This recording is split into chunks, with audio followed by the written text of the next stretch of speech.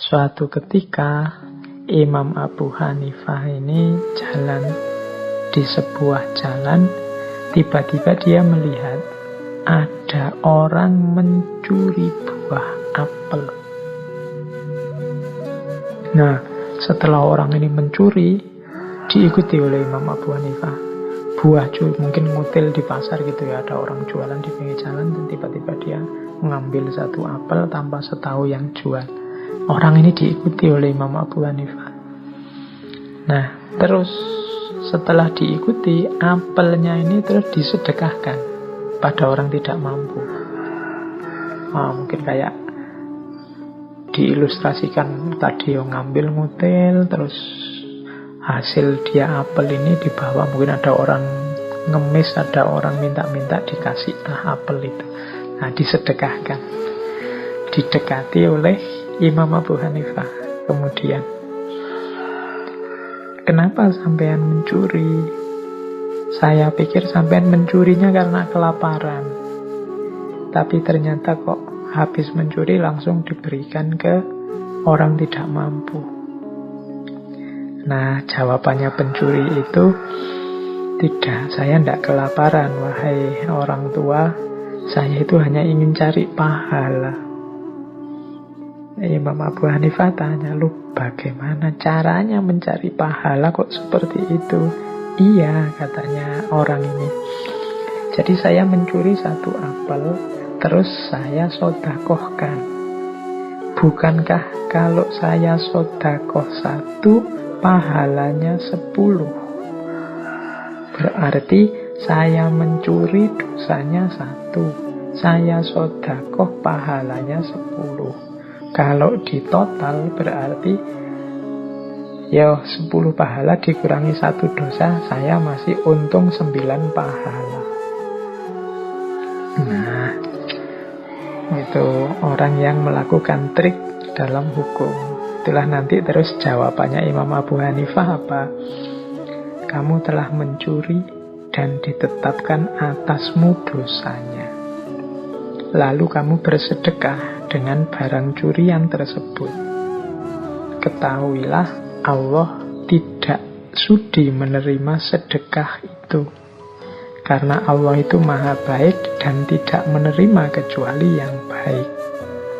Jadi yang tersisa darimu bukan 9, tapi hanya 1 dosa tadi, dosamu mencuri. Jadi ini mungkin sering saya ilustrasikan ya, kadang-kadang orang mengkalkulasi pahala dan dosanya. Jadi misalnya orang habis korupsi, terus uang hasil korupsinya dipakai membangun masjid, dipakai sedekah. Seolah-olah nanti ini kan sedekah itu berkali lipat pahalanya. Jadi kalau dikurangi dengan dosanya korupsi, ya masih untung lah. Perhitungan dagang dengan Allah. Jangan lupa, katanya Imam Abu Hanifah, bersedekah atau melakukan kebaikan itu diterima kalau jalannya juga baik. Mencuri, ya itu jelas bukan jalan yang baik. Berarti sedekahnya pasti tidak diterima. Maka jangan dihitung bahwa dia berkali lipat. Tidak diterima. Kalau tidak diterima kan nilainya 0. Berarti yang tersisa apa? Dosamu mencuri, dosamu korupsi saja. Jadi misalnya habis korupsi dipakai umroh misalnya, seolah-olah terus dosanya bisa hapus. Enggak.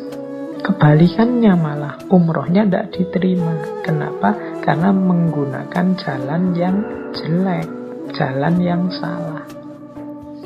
Allah tidak menerima sedekahnya, Allah tidak menerima umrohnya. Kenapa? Jalannya keliru. Yang tersisa tetap hanya dosanya saja. Jadi matematikanya salah. Jadi ya kalau diterima, wong ya tidak diterima. Kenapa tidak diterima? Jalannya salah. Kalau jalannya salah kan tidak nyampe. Sedekah dengan jalan maling, tidak nyampe. Nah ini hikmah ya, kita sering mengkalkulasi-kalkulasi seolah-olah kalau dosa kita sedikit dikurangi amal kita yang banyak, hasilnya masih plus. Ya jangan lupa nanti ada amal kecil bisa meruntuhkan dosa-dosa yang besar, dan sebaliknya ada dosa yang kecil bisa meruntuhkan amal-amal yang besar luar biasa. Kalau Allah menghendaki, maka jangan bangga dengan amal-amal kita yang besar, juga jangan putus asa dengan kurangnya amal-amal baik kita.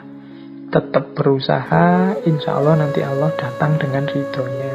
Tidak harus dikalkulasi sampai detail bahwa ini pahalanya sekian, insya Allah kalau digabung dengan dosaku ya masih surplus dan lain sebagainya. Lakukan kebaikan sebanyak mungkin yang kita mampu. Siapa tahu dari sekian banyak kebaikan salah satunya nanti yang berkenan menghadirkan ridhonya Allah. Kan ada ceritanya Imam Syafi'i itu yang populer sekali. Jadi ada cerita seorang ulama bermimpi bertemu Imam Syafi'i. Terus ulama ini bertanya, apa yang dilakukan Allah kepadamu? Kok Imam Syafi'i? Imam Ghazali. Jadi cerita tentang Imam Ghazali. Jadi apa yang dilakukan oleh Allah kepadamu, wahai Imam Ghazali? Imam Ghazali ini kan dikenal karyanya banyak, luar biasa. Sampai hari ini termasuk Ihya Ulumuddin, termasuk kitab-kitabnya yang lain. Nah, satu ketika ada ulama bermimpi bertemu Imam Ghazali. Waktu Imam Ghazali ditanya, apa yang dilakukan Allah kepadamu setelah engkau meninggal? Jadi Imam Ghazali kemudian bilang, ya waktu Allah bertanya padaku, apa yang engkau bawa menghadapku?